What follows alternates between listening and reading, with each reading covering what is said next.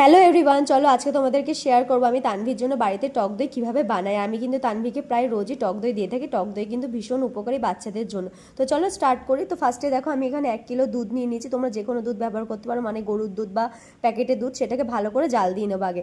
আর আলাদা একটি পাত্রে একটু টক দই ফেটিয়ে নেবো একটু পরিমাণে। তোমরা এখানে প্রথমবার প্যাকেটের টক দই ব্যবহার করে ফাটিয়ে নিতে পারো, আমুলেরটা হলে বেশি ভালো হয়। তারপর আর একটা পাত্রে আমি একটু আমুল দুধ নিয়ে নিয়েছি। এই প্রসেসটা আমি আগে জানতাম না, একটা দিদির ভিডিও দেখে আমি শিখেছি। খুব ভালো হয় দই ঘনত্বটা।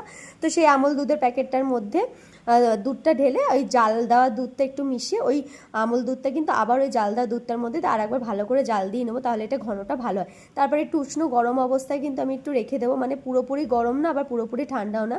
সেই অবস্থায় কিন্তু ওই টক দইটা দিয়ে ভালো করে নাড়িয়ে একটা ভালো করে একটা কাপড়ের মধ্যে পেঁচিয়ে, যাতে হাওয়া না ঢোকে, ভালো করে শিলনোড়া চাপাতে এটা গরম জায়গা রাখতে হবে 12 ঘন্টা ধরে। 12 ঘন্টা পর দেখো দইটা কত সুন্দর জমে গেছে। তো কেমন লাগলো তোমাদের ভিডিও?